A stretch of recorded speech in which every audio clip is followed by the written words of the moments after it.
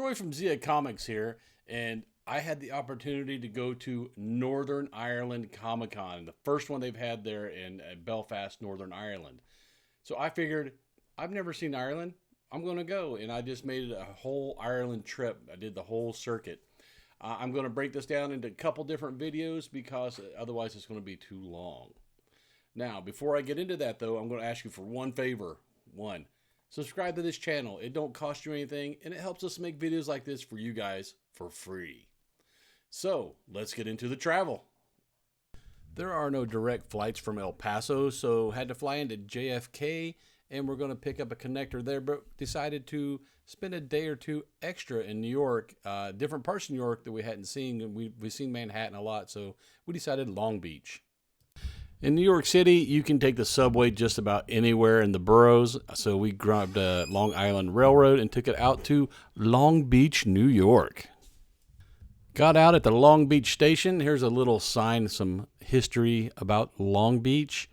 What we didn't know, there's not a lot of commercial stuff there in Long Beach. There was like one or two restaurants, no real retail. It was more residential, so that was kind of a bust.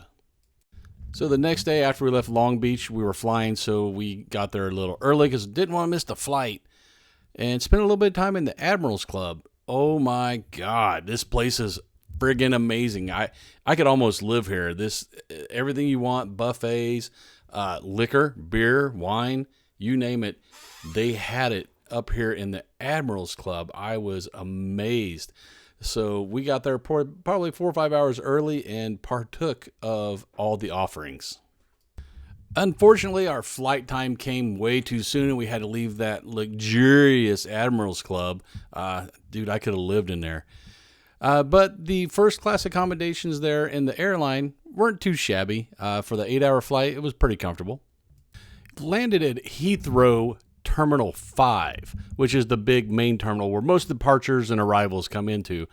Then we had to grab a bus to go over to Terminal 2, which is also known as the Queen's Terminal, to catch our Aer Lingus flight, and that was the one that was going to take us over to Belfast. Landing in Belfast, you notice they still really play up a lot of the Game of Thrones stuff. Some of it was filmed around here, and I guess they still get a lot of tourism from Game of Thrones. Grabbed a cab from the airport to get over to the Titanic Hotel, and this threw me off for the longest time with the steering wheels being on the right and them driving on the other side of the road. Every time we were around a curve, I thought one of the cars was going to run into us, but I got used to it. Got dropped off at the front door of the Titanic Hotel, which is directly across from the Titanic Museum right here in Belfast. This is the old Harland and Wolff office buildings. This is where they designed the Titanic along with other big floating hotel ships. They really play that up. There's tons and tons of cool artwork in here back from that time.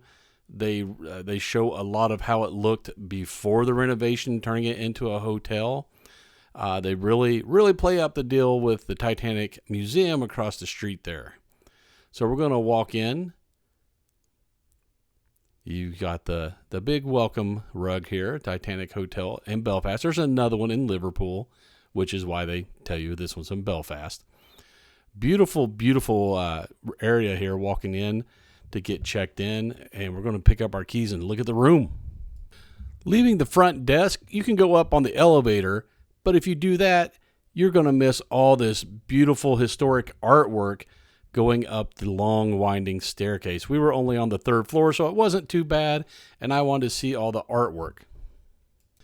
They went to great lengths to capture that nostalgia feel, from the ship bolts on the doors to the patterns on the floor. And when you get into the room was small but nice, but it is located in the Titanic Quarter in Belfast, so it's a little pricey for what it is, but that's what tourists pay when they go to see the Titanic Museum. The bathroom had that nostalgia feel as well.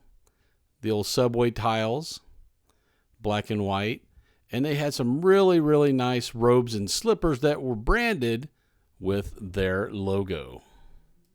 By this time I was getting hungry, so I crossed through the bar area you see here. Very beautiful. They had a big scale model of the Titanic sitting there.